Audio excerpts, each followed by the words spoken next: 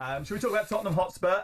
Because we haven't had Simon's reaction to the decision that Daniel Levy has made. His mate, Daniel, you mean? To get rid of Potstecoglou. Are you surprised, despite the fact that he bought Spurs the first major trophy in 17 years, that they've gone for a change? No, I mean, I wrote an article in the 15th of May saying that would be the outcome and that should be the outcome.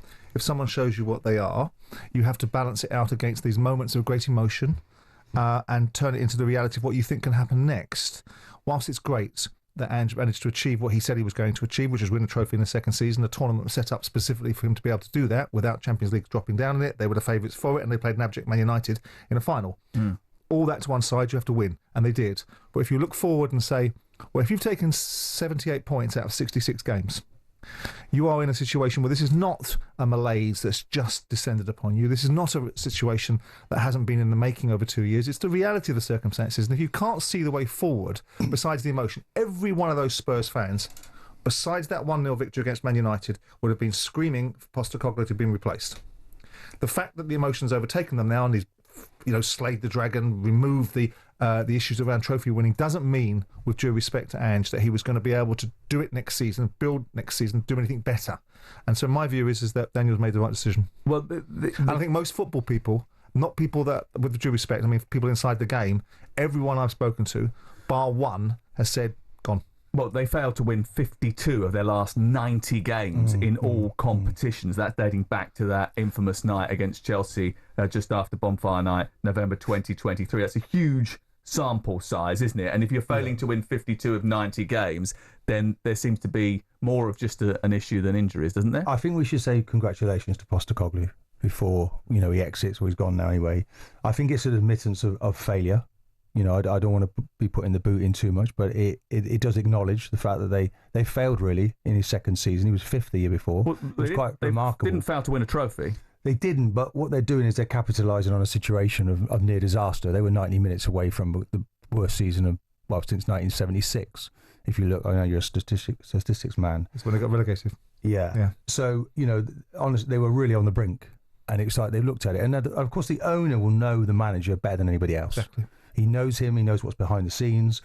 It's interesting because it's a complex decision when you win something and then you sack someone. It's pretty well unusual. Obviously, a decision Manchester United weren't able to make the year before when Ten Hag was winning the FA Cup. Do you think they learned from that?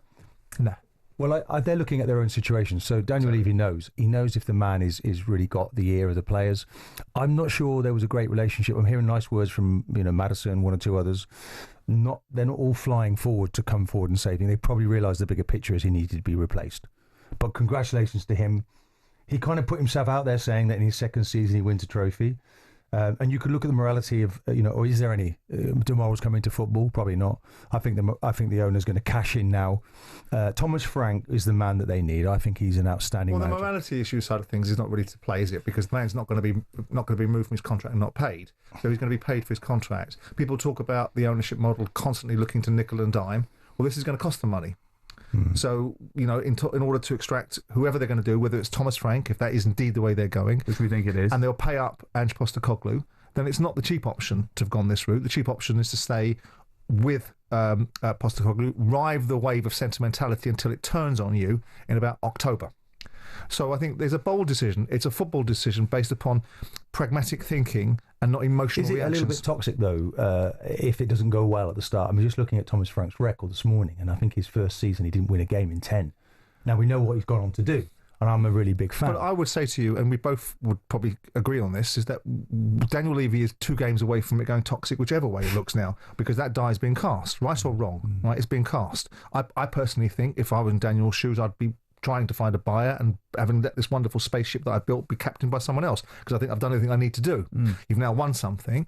Daniel will row his own boats. But the fact of the matter is there is a significant part of the Tottenham fan base that doesn't like Daniel, doesn't think that he does things in the right way, doesn't really understand some of the realities of the decisions that have been made. Think that because Tottenham have got huge football stadiums that are part and parcel of building a modern-day football club now, that they've got lots and lots of money. They don't understand banking covenants. They don't understand the restrictions that are put on football clubs to a certain extent. They just understand what what's over there with the Qataris But or he what's did over appoint there someone. with the Abu Dhabis. He did appoint someone who's just won a trophy for the first time in 17 years, so he has to be a part of that. But I also, of course he does. I also think you have to be bold in your decisions. I mean, there was a part in my time when we got promoted under Ian Dowie, and I wanted to get rid of Dowie because I didn't think he was capable of managing the Premier League. Now, we got relegated in the last game of the season, so I might have been right and wrong in equal measure.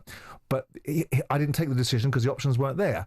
Daniels made a decision, whether he looked across at Manchester United and thought, ultimately, the Man United one is a different dynamic because Jim Ratcliffe, who was put in to oversee certain stuff, hadn't employed Ten Hag, so he wasn't his man. So he had every right to have a look at it. What was silly about what they did was give him a new contract. But in the situation with Daniel, this was his man.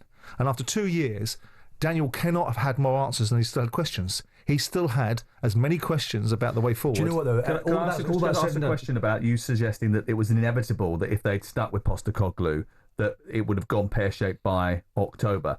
It doesn't have to. No, I don't think it's inevitable. I think there's a distinct possibility if you're an actuary and you look at the reality of what you've seen in front of your nose and you look at the statistics and go, okay, the fella's taken 78 points out of 66 games. 22 defeats, is it? And we are on the back of a situation, besides the first 10 games. The wonderful thing about first impressions is it's a really good thing to try and make a good one because Postecoglou made a good impression. And as a result of that, the narrative about Postecoglou for a very long period of time was we've got our Spurs back. So, like for me, again, I've tried not to equate it to myself, but I remember going into the dressing room very early in my time at Crystal Palace to give the players a bit of a barracking, once and once only. 10 years down the line, I'm still listening to the fact that I was a chairman that walked into the dressing room and still did it now. Yeah. So the first impression is really, really important, and he's gotten away with it a little bit, Ange. As much as we like him, and I think also his handling of the media, I think, has been unwise. I don't think the media, you should dance to their tune, but I think he's made more problems for himself along that route as well. So all things it being equal, Tottenham did what I said they would do the thing is, though, a month ago. Having said all of that, they were fifth the year before. And with the right management, you could see them closing that gap massively. I mean, look, they fell off a cliff, didn't they? To go from 5th to 17th. With right management. So what was wrong about the management? Well, I think you got to look at how rigid he was tactically. I think there were issues with him from set pieces, the way that he set up, the way that which he did alter towards the end of the season. Yeah, far too late though, wasn't it? And it was like he was far too late for the Premier League, but not for this high line. This high line was, terrible, wasn't it, really? I mean, we were talking about it when they played Chelsea all that time ago, where he went down to 9 men, he carries on doing the same thing. But I think that was a cultural thing. I understood the reasons why he did that. It was about changing the culture of Tottenham Hotspur and changing the way that the players understood their responsibilities to play for his football club. He raged against the system when the fans were prepared to lose against Arsenal or Man City so that Arsenal wouldn't win the league and all that sort of stuff. But, I applauded that. So do I. That's a change of culture. So do I. Which he tried to enforce. You look at it, I think it's pretty undeniable. It's irrespective of the sentimentality. Again, you go back to the point. All of these Tottenham fans that were divided after the one game, you are telling me now, seriously, that you make a decision for the next 12 months of your football club, which is going to involve you spitting tax in about 3 months' time based upon one performance. That's why you don't run the club. That's why you support it, with all due respect, because you've got to take decisions that are based upon what you think the future's going to look like rather than what happened in that one moment that everybody gets drunk over. Massive element of luck about winning that as well, wasn't it? With respect to both teams, nervous as kittens in the game itself. Yeah, it was a terrible game. And even look at the goal, how lucky that was. But they took it. It'll be interesting to see what the Tottenham fans are making of it, having had a couple of days to reflect on it and having the opportunity to listen to both Martin and Simon this morning.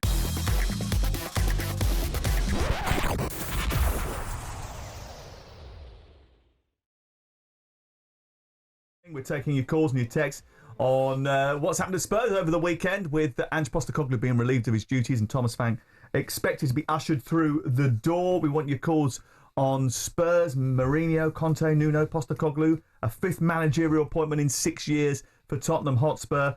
Is the club about to find long-term stability, or is this just another episode in the saga? 03717223344. I find it laughable that when Spurs were finishing 2nd, 3rd and 4th, it was all about winning trophies. Now we win something, and all that matters is the finishing position. I hope the next guy does well, but I doubt it will give us the feeling like I had after Bilbao. After all, that is what it is all about, isn't it? I suspect we can revisit this conversation in 18 months' time, says George in Aberdeen. Hashtag come on you Spurs. And Neville is a Spurs fan and he joins us now live on talkSPORT. You through to Martin Keown and Simon Jordan. What do you want to say, Neville? Good morning, lads. I want to disagree with Martin and Simon. Postecoglou's the winner. He's got us a trophy, and the real problem at the club is Daniel Levy. if you'd have offered me a trophy, a relegation, and Levy to leave the club, as a Spurs supporter of 50 years, I'd have took that, because the man making all the bad decisions is Daniel Levy. He appoints all these managers and has to pay a fortune to get rid of them, and then makes another decision 18 months later. It's not good enough. Daniel Levy, please leave our club. Okay, Neville, thank you very much. Do you want to react to that? That's Neville's view, isn't it? Okay, Steve is a Spurs fan. Do you want to give us your view? Yeah, hi there. You all right? Yeah, good, thank you. What do you want to say about Spurs? Postecoglou's gone, and it looks like Thomas Frank is about to walk in the door. 3 very quick points. First one, when we lost to Liverpool in the Champions League, they kicked on, we didn't. The rest is history for Liverpool. We need to do that now. We've got a huge opportunity with Thomas Frank to bed down. The amount of compensation money that Levy's paid out for 16 managers could have gone to buying better players and really kicking on, and that's what we need to do now, because if we don't, that could be Tottenham finished. Cheers, Steve. Thank you very much. One of the things that sort of comes up whenever I'm talking to Tottenham fans, Martin, is the lack of a recruitment sort of strategy that they're happy with. There's a lot of young players that come into the club, lots with potential and the possibility of growing, and those with a high ceiling. And Lucas Bergvall is an example of that. Some other players fit that same model. Archie Gray is another one of those players. But Tottenham fans didn't believe that they had enough of a deeper squad to get through the injury crisis that befell them during the course of the season, and they felt that there should have been more investment in the playing squad over the last couple of transfer windows. Now, if they couldn't manage to balance both the Europa League and the Premier League this season, how are they going to do that in the Champions League, and how much investment are they going to require? Well, they're going to require major investment. Obviously, that starts with the manager. You have to say they're very unlucky with injuries. Now, I don't know whether that's the way they're training. The way so Brighton. Yeah, but if you look at the league table of injuries, then Spurs have had more than anybody else, without going into detail on that. If you look at the data, Brighton had them in more significant positions for longer. Yeah, but this lot were having significant surgeries and all sorts of players out for long-term it was a massive injuries. problem. So, and they're still... But they weren't the only ones, Martin, were they? No, I do think to a certain extent the way they play, this incredibly high line. I mean, look, Van der Ven, he's been asked to cover people in unrealistic positions, isn't he? I don't mean that's helped him. So they've had an awful lot of injuries. I think, if you look at Archie Gray, I mean, it was a baptism of fire for him, wasn't it? He'd thrown in the deep end, left, right and centre, playing everywhere. So, a difficult situation, sometimes you might come out of it a better person. I think it's been great for them to win something. I think to feel that feeling of success helps to galvanise the club. But I do feel that the management is making the right call. I do feel now that they can actually build on this and go somewhere. I don't think they showed enough under the previous manager. It was a disaster. The number of press conferences he stood in front of them having to justify losing games of football. It can't be. You cannot lose 22 league games in the Premier League and still be in a job. I understand that. And Simon, you made a point about the idea that you thought it was the right decision. They had to make the decision. But if you go back over the course of the last 6 years, Tottenham have changed managers so often. Mourinho, Conte, Nuno, now Postecoglou as well. So someone actually has got to take responsibility for this constant at the end of the day, the owner and Daniel Levy, I mean, have to take responsibility because they're one of the ones making the decisions. And if you look at those appointments, Conte wanted out of the club. People can suggest that was the purpose, why they wanted out of the club, because he's a self-centred sod. That's why he wanted out of the club. Because he didn't feel they had the investment. Well, because managers have a view of the way that they should be afforded certain things rather than the things that they should do. Nuno Espirito Santo was a quick pivot. They made a mistake, they pivoted out of it. So you look at those appointments, you look at Mourinho and Conte and you go, took a risk with those to try and get big-time proven winners, and culturally they weren't right. Now, you look at the situation with Thomas Frank. Tottenham have spent £500 million net over the last 5 seasons. They're the third biggest spenders in the Premier League net. So there's no doubt that they spend money. It's how they deploy the money. I would imagine if it's Thomas Frank doesn't need to leave Brentford. Thomas Frank is choosing to leave Brentford. So I would imagine that Thomas Frank has an element of currency about what he'll walk into Spurs and be prepared to accept from Daniel, or prepared to accept as an investable opportunity. So all of those things play into the narrative that Tottenham will support their manager. They'll get a manager that you've seen over the last 4 or 5 years operates at a very decent level, albeit Brentford is one football club and Tottenham is another, and we'll see if he can translate. But I wouldn't be worried about whether Tottenham are going to back their manager and how they're going to back their manager. I would be worried about what they buy with the money, because it's been proven that they do spend money. They do, but you will know, and you're absolutely right to point out that their net spend is high, but you will know that football clubs very often charge their performance against their wage bill. And if you look at the percentage of turnover that they spend on wages, it is significantly fewer amounts of pounds than most other teams. It's massively lower. I mean, I think it's one of the, if not the lowest percentage of turnover, wages against turnover. I think it's in the mid-40s. And there are various reasons for that fans might not be interested to hear or might not like to hear, but it involves around banking covenants and restrictions given the amount of debt that they've got to build the stadium, which in the longer game will benefit them, maybe not instantaneously as the fans are saying, I thought we were going to be instantaneously better. Well, it doesn't quite work that way. It probably takes the best part of a proportion of a decade to get yourself into that situation. I think looking at Thomas Frank as an option, when you look at the Conte, I mean, he saw every problem as a nail, didn't he? And he hit it with a hammer. And that's his sort of style of management. Whereas I think this fella, Thomas Frank, does it differently.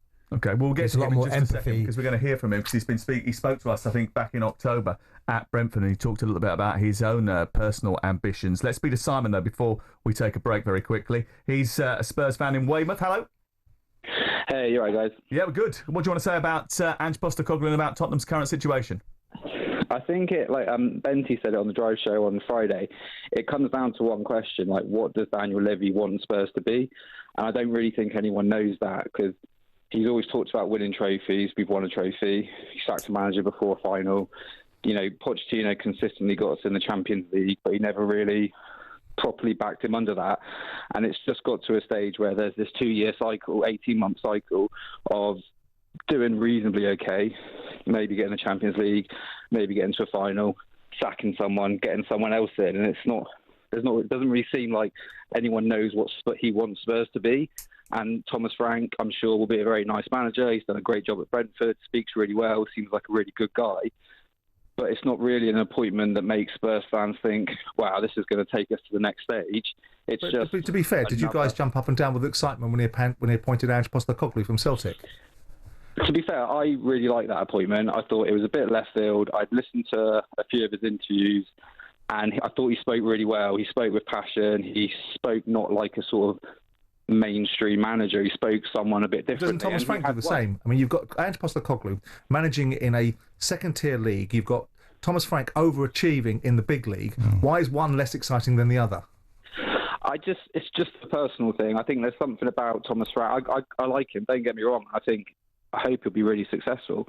And I think he is a really good manager. And I think it's really good that, you know, they're taking someone that, you know, has, like you said, overachieved at a mid-prem team and said, okay, well, if we back you a bit, let's see what you can do. And hopefully, you know, ultimately the number one aim of a coach is to make the players he's got better, not just scream, I need more money, I need better players, which is sort of like clear vision model. So that you understand it without being indiscreet. Daniel wants a team that can win things. Daniel wants a team that can be successful. But what he doesn't want is at all costs, at all economic costs. See, Joe Lewis doesn't want to put any money in. So they've decided to make certain decisions that run the football club in a certain way. Daniel will be the major advocate for controlling spend inside the Premier League. PSR will be something that he quite likes because he thinks it will stop the rise of the Middle Eastern opportunities that have created huge opportunities in those clubs by spending huge amounts of money. But he certainly believe me, whether people think I'm being an acolyte towards Daniel, he wants to win things with Spurs. He doesn't want to bring managers in, hire them and fire them because it's a ball ache for any owner.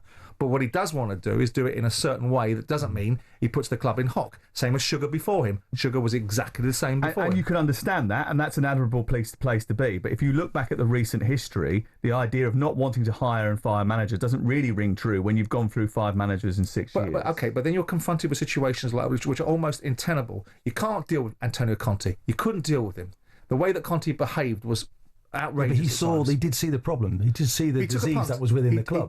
That's Conte's version of events. No, right? I believe he was right, but I think he went about it with perhaps the wrong way. Maybe I think this manager. I think what we have to do. I mean, Simon, what we've got to look at here. This fella's dropping down by going to Spurs. They're 10th in the table, Brentford, with a much smaller. They just won a Europa League, so they'll make. Yeah, but hold on a minute. That makes them the 33rd best team in Europe. They're not dropping. They're admitting failure by getting rid of him. They're going to play in the Champions League next season. I mean, okay, they finished. How are they going to manage? How are they going to manage that? Well, yeah, but that's the challenge. Thomas Frank has finished higher than Spurs this year in the Premier League. Martin, the reasons why we wax lyrical about Tottenham and the performance this season is because we look at that playing squad, irrespective of how many injuries they had, and we know they've underachieved. We know that playing squad that lost games against Ipswich, lost games against a very poor Palace at the beginning beginning of the season, lost to Leicester City, still had enough resource around them to win those games. Now, you look at the argument also that but there's a constantly gets rebuilding. brought out. We had David Pleat in this studio that has no reason to defend Daniel Levy. In fact, the polar opposite, sat here saying that it was Pochettino that said after the Champions League final, we don't need anything. How do you square that circle? To the people that dislike Daniel Levy intensely, they'll say that's Levy being a nickel and diamond merchant. But the guy that was sat there that has no great love for Daniel anymore because he was booted out of Spurs to some extent, was sitting in a studio saying, well, actually, it was Pochettino that said, there's nobody I want at the moment.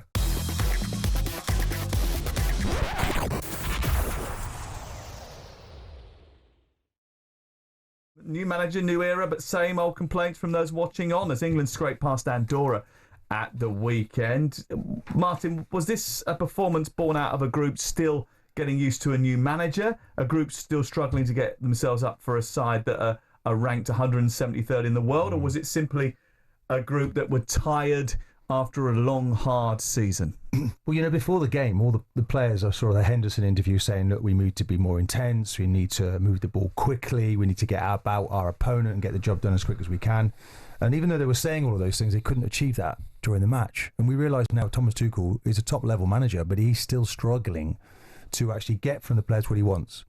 I do feel it's linked to, and you're going to say, oh, we had a fantastic game last night, didn't we, with Spain and Portugal? Of course, they're playing for something really tangible, something real. Spain have played two fantastic games. Yeah, but Andorra, I mean, was it fantastic? I mean, was it fantastic for France to concede 4 goals in quick succession and then Spain suddenly scored 5? Yeah, but then suddenly the Spanish, they seep in goals for fun. It was a great spectacle. We can say that, can't we? But there are lots of mistakes, littered with mistakes. Okay, high-paced game. But I think at the end of a hard season for the England players, I think Andorra maybe isn't up the top of the list, sort of middle of June, and you're still playing football.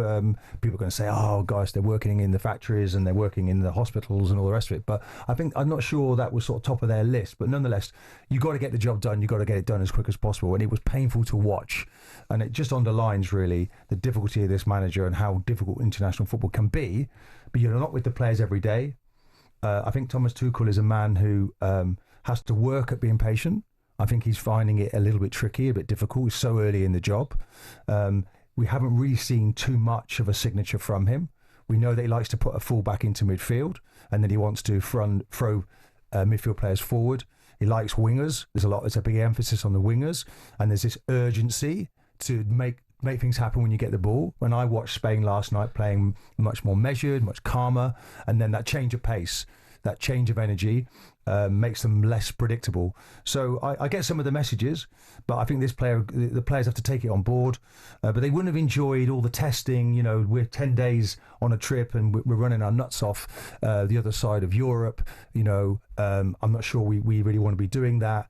The best manager I played on with Kevin Keegan made it a joy to be there. There has to be an element of that, and maybe it looked like it was hard work for those players. Who of this group of players would not feel that there was some need to have jeopardy in this game? We talk about Spain and Portugal as a game that had intensity. We're utilising the fact that these players are not particularly happy at playing this time of season. They've had a long, hard season. But a large proportion of this team are not established England players that are playing for an opportunity to be in the World Cup next year where they need to be at a certain level. So when you're looking at Cole Palmer, whilst he is a phenomenal player at Chelsea, he's not established himself yet as a regular selected England player. Neither has Rodgers. Henderson is whatever Henderson is. The back four didn't have anything to do, so it doesn't really make a lot of difference. But notwithstanding that, the temperature of the team, the tempo of the team, with senior players like Kane, is based upon players that need to prove something, still need to be in a side that ultimately wins games. And you have to look at it and say, is this a cultural thing with our English players that have an outlook and attitude that seems to be different from other players around the world that are playing in games as bigger fixture lists as we've got, with as much competitivity as we have to involve ourselves in, for us to be replicated? And I think Thomas Tuchel was right to call it out. Some would say Gareth Southgate's softly approach in a certain way, never complain, never explain, never criticise in public, never do anything. Whereas Thomas Tuchel is a completely different animal. He's here for one thing and one thing only. He's not an Englishman. He's only interested in trying to win the World Cup in a year's time, and off he'll sail with either that under his arm or not. Yeah, but we don't know what Southgate was doing behind the scenes. We can say one thing public and another, privately. I think Matterface was a good addition to the England squad. I thought he played with a great deal of direction. It was the brightest I think I'm not sure who our 10 is going to be. If I said to you now, pick a 26. Pick a 26 for the World Cup now. You raised the point, and Simon raised the point. Why don't they not perform, bearing in mind that there's still a lot to prove for some of these players? when Thomas Tuchel rings up all of these players prior to taking charge, they are all incredibly enthusiastic about wanting to play for England. He's blown away by the fact that they're all desperate to come and play and want to be a part of it as much as they possibly can. They get there. They're playing against Andorra and they're not performing at a level. Is there another reason for it apart from that applies to the manager as well, doesn't it? Well, hold on. He's set them This applies up. to the manager, doesn't it? In what sense? He gives the instruction. Well, you and just from said the you can sidelines, see the messages. from the sidelines, Thomas Tuchel looked like a great appointment, and he'll come in and he'll make all the changes. And Gareth. So is he struggling to adapt to international football? I think he is. But that's natural. That's normal. Well, I do think he'll find a way. But I'm not quite with all this urgency from the wingers to let them play their game. Let me work out a way to beat my opponent. If someone ran at me crazily every time they got the ball, that's fantastic. That's just a green light for me. I know where we're going. But it's about change of pace. So all of these things, let the players think for themselves a little bit. I get the overall message, and I just hope that it's not overpowering for the players. I think it can be suffocating when somebody comes in. He says he wants to streamline the messages. He's had to do that because obviously it's a different environment and time is limited. But he has to be afforded the opportunity to give those messages to the players. And the same with the testing. You bemoan the testing there, but that's in preparation for what they hope is going to be a successful World Cup campaign. We know who the fit players are, don't we? We know that Declan Rice can run all day. The testing was about working in a heat environment. Yeah. Yes. Specific to what is going to happen next year. Yeah, and that's not something they wouldn't have done in the past, and they're doing it at the end of a long season. Well, it was the first time they'd done it. I'm not sure they want to be doing cross-country runs, like 5 days before a top international game. They didn't do cross-country runs. No, but the testing element... They were on a bike. The testing element means they're being challenged, and I feel that at the end of a hard season, it's maybe not the ideal time to do it, okay? So, I'm not putting my hand in the air to go doing all these testings. Let me play the games and I'll put my effort into that. So there's a balance to be had. So you think that had an effect? So you don't think Tuchel knows all this? Yes, on one hand, you say he's an elite manager. On the other hand, you're suggesting that he should be bowing to what the players think they should be doing. He must know the reasons why he's doing things, and they have to do within reason what he asks them to. Possible reasons for why the performance didn't reach the levels that we expected because of what the players probably went through in the build-up to the match. So that's all it is. But look, he's got a lot of it. It sounds like excuses rather than reasons. Well, no, I would question everything. This is a highly experienced manager that's won things at the majority of clubs that he's been at. Yes. We are light upon him as an elite manager. Whether he's a challenge as a domestic club manager is a different animal.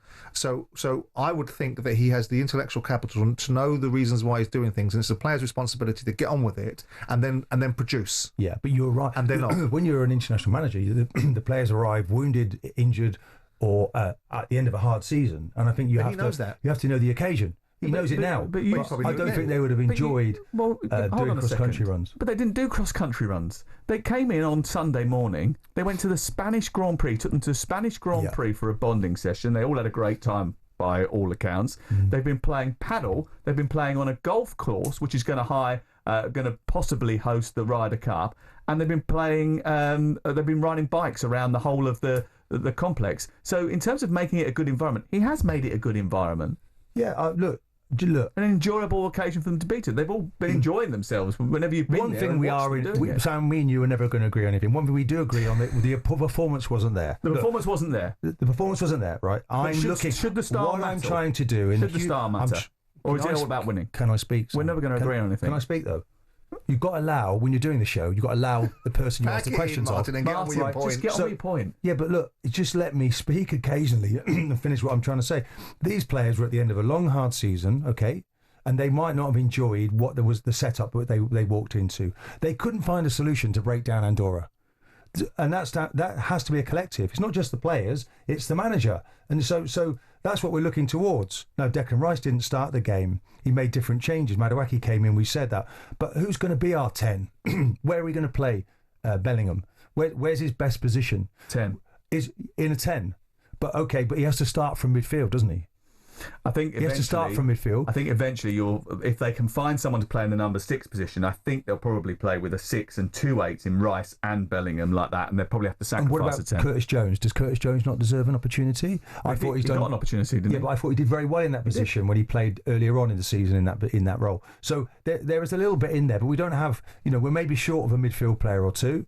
We don't have. We don't know where to play Foden. We don't know where to play Palmer. We don't know where to play Bellingham. We've got a whole host of issues. Reece James has made it into the Chelsea. I don't think that's true, though. I don't think you can turn around and say, we don't know where to. Thomas Tuchel is experimenting with different positions at this moment. He probably has a clear idea in his mind. You would have thought someone who's been in a Champions League final and won a Champions League final would know what he wants to do eventually. I think Rodgers has come into his thinking as well, and I thought he's actually had a very good game, but we're not getting the best from Palmer necessarily, are we? No. Playing in the 10. And the manager has to make these players fulfil their potential, and that's the challenge for him. I'm pretty certain he can do that, but he doesn't have much opportunity or much time, does he? The next games are in September. He's got another game. It's interesting the things that Thomas Tuchel says, because ultimately you've got to judge a man by what he says and then what he does, and then you watch it to a point and you evaluate what the person is. But you talked about letting wingers do their thing. Well, what his call out was, get out your fullback. Yeah. Stop coming sideways. We can all go sideways. That's easy.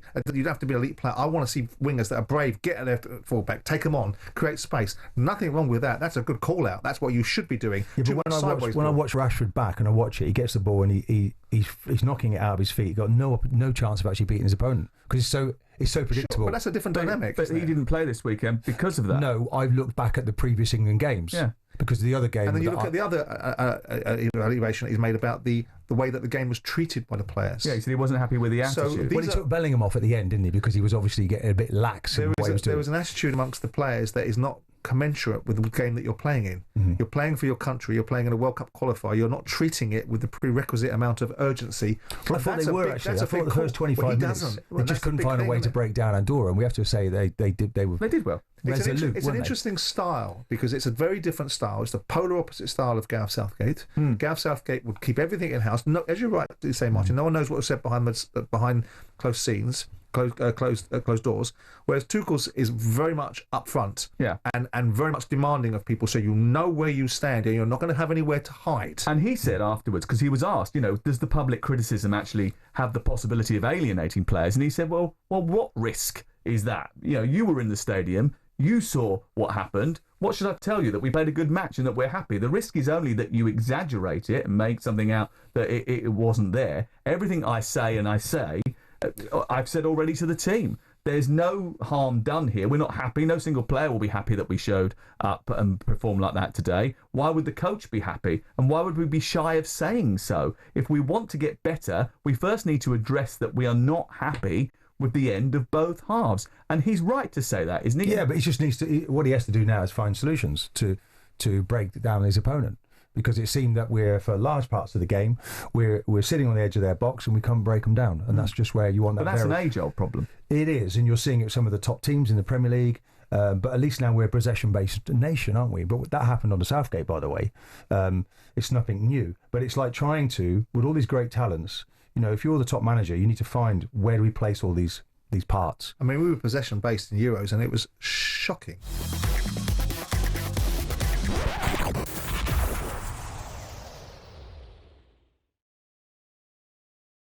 Martin Keown, who was sort of a little bit upset that we hadn't smiled today. So would you like us all to just do a smile for you to make you feel comfortable? Because you like to be I know you've been watching England all weekend, haven't you? You want to be, make sure our welfare is looked after. So chemistry, every time I environment. Smile, I have to open my mouth and I get a waft of this stop moaning. Pungent aftershave that's drying out. I can't smell anything because I have a cold which I haven't mentioned. You're very fortunate. I picked it up last week and I've dealt with it. Unlike the producer who hasn't stopped going on about his illness. Unlike I think we had the same thing, but Lord Voldemort out there is suddenly dying with 1,000 deaths. Yeah.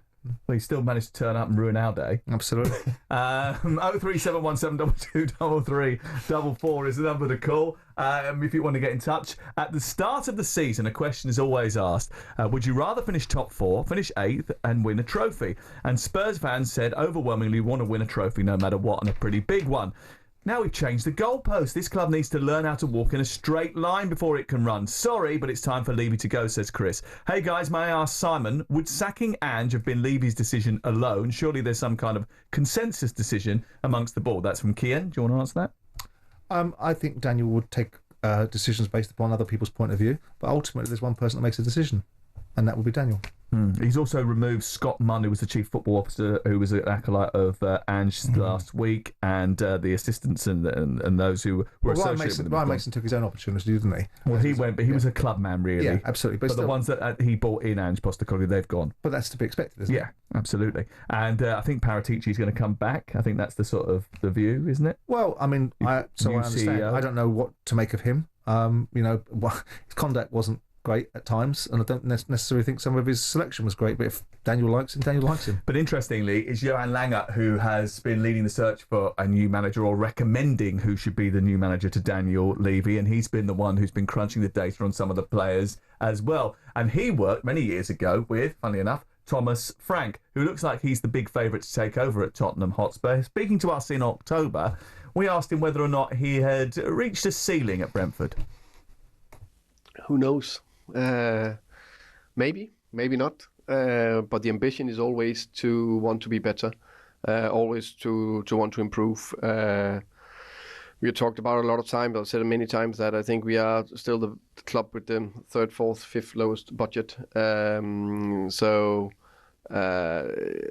money is not everything, but it's something. Definitely on strategy, structure, planning, coaching, culture, on those aspects we are very good, and that's given us so far 4 seasons in the Premier League, and now it sounds like we only want to stay in the Premier League or survive. It's never that. We always want to thrive and get better and add layers. I always believe that we can add more, but of course there's probably a limit how far we can go, but who knows? Strategy, structure, planning, and ambition. Has he got all of that at Tottenham? Well, he's going to be part of some of it, hasn't he? I mean, ambition, you've got a club that's spent, whether people like it or they don't like it, has spent, like we've just discussed, the third biggest net spend over the last half a decade. They've got a stadium, a training ground, which is all the infrastructure. Do they need to look at some of their recruitment policies and the way that they build? Probably. But I think everything's there. Everything's there. It's not easy. Why should it be easy to be a leading Premier League manager? And he will be aware of all of these figures before he walks in the door. Well, he's nobody's fool, Thomas Frank. I mean, the big question is, can he translate? It's one thing managing Brentford, and he's done it brilliantly, and I've always liked him, and I like the way he speaks. I mean, when he first landed in the Premier League, there were a few things he said that I thought, a few people might be waiting for you, in terms of when he said we bashed teams up and stuff like that, and we didn't get a result, and I thought, well, that's a bit bold. But the way he spoke of Brentford, the way he's worked with Matthew, and let's be clear, Matthew is an actuate. So Matthew is a spread betting person. So that looks at all of the way that Brentford bought and structured their whole strategy. So he's not going to go from that environment to a different environment and not take some of the lessons from it. Daniel's an accountant. So Daniel has the same sort of mentality to some extent, with less of the risk profile that maybe Matthew Benham and Tony Bloom have been prepared to take, because they're cut from a slightly different cloth.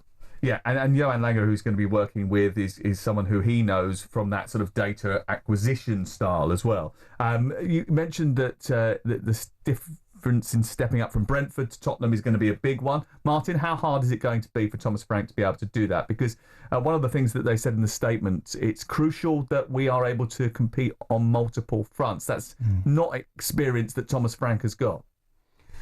Do you know, I sense, when I work with Jim, it's much easier to sort of sense how he feels, but there's an undercurrent with you, Sam, and it's kind of like I'm feeling that you're not giving Thomas Frank the respect I think he's due. That's just absolute nonsense. No, I've got a hell of a lot of respect for Thomas Frank. Isn't, because I've met him on several occasions. I think he's a brilliant interviewer and he's a great orator, and he knows how to not only answer a question but motivate a football team. There you are. We talk about strategy, we talk about structure, we talk about ambition. This fella has it all in abundance. But he's saying, did Tottenham have it? That's what but hold on. But he's going to bring it to the table, isn't he? He brings that. That's part of the package. But Sam's point, and you're right to make it, Sam's point is he's walking into an environment where there's questions whether that exists. Yes, but I think... So that's the underlying current that you're picking at, isn't it, Sam? But I think that that's where you're digging, but then you take someone... But that's nothing to do with Thomas Frank. Well, it isn't. That was to do with he said he wants structure, organisation, ambition and culture, and I'm asking, is he going to be the one to bring that? I'm just sensing that you don't think he can bring it. All right? Okay, I enjoy listening to you with Lee Dixon, and you ask him a lot of questions. Sometimes I'd like to hear your opinion, but be a bit stronger with your opinion. But I believe that Thomas Frank... I think Thomas Frank is perfect. And do you know what? I'd have gone out of my way to go and get him for Spurs if I was anything to do it. He's stable. He's solid.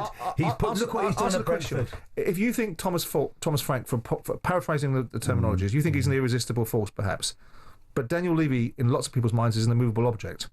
So is he going to be the person that's going to cross the Rubicon? He's going to Is he going to lead Daniel Levy into a space that no one else has been able to lead him into before in the minds of those that question? I think he was. I tried to give you the analogy of a hammer that Conte used and the nail was every problem. Bang, he hits it. And this didn't work with the owner. I think this guy's approach is a softer approach, a more intelligent approach, perhaps more stable, more solid. And I think it's the perfect match. They cannot miss out on Thomas Frank. If they don't get Thomas Frank, I don't see any success coming to that club. Now, when I look at the club he's come from, and I honestly say this, that's a big call. I honestly say this: 10th place down to 17th. Okay, what does success look like? He has built. You look at the Mbuemo. What took him in for 7 million? They're going to sell him now for 70 plus. He might even end up at Spurs. Damsgaard playing off the front. You had Ericsson, who went off to Manchester United for some reason. He wanted to go back there. I understand that. Damsgaard's been fantastic in the way that he plays. Norgard, I really like the structure.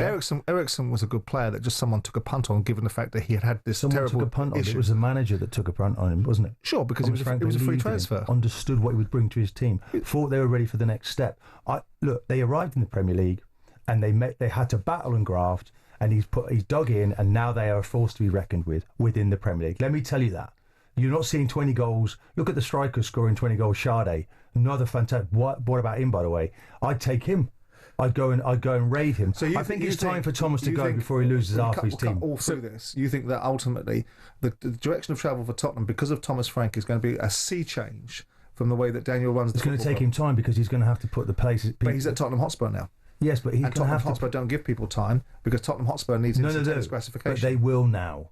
They will now, and they have to. That's what Daniel Levy doesn't give this guy time. Why? Because I believe they're now taking the right man. It's a perfect. So you've got a track record of a guy being in situ for 25 years as the owner of Tottenham Hotspur or the chairman of Tottenham Hotspur.